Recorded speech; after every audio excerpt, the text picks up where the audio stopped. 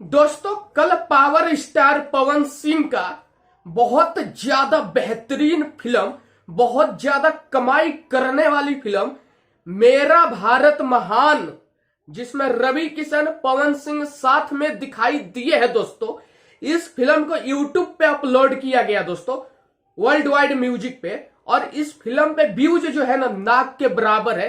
एक दिन से ज्यादा हो गया दोस्तों, अभी तक 1 मिलियन व्यूज नहीं हुआ। तो बहुत सारे पवन सिंह के विरोधी के कहने का मतलब यह है कि पवन सिंह का फिल्म जो है फ्लॉप हो गया, यूट्यूब पे कोई नहीं देख रहा। हमारे स्टार का तो यूट्यूब पे मिलियन में व्यूज लेता है। तो मैं उन विरोधियों को यह कहना चाहता हूं कि पवन सिंह का यह फिल्म फ्लॉप नहीं हुआ है। मेन चक्कर यह है कि यूट्यूब पे पहले ही इस मूवी को लीक कर दिया गया था, जहां पे पूरी जनता और पवन सिंह के फैन इस फिल्म को पहले देख चुके हैं। तो ये फिल्म पहले लीक हो गई थी यूट्यूब पे, सबने देख लिया।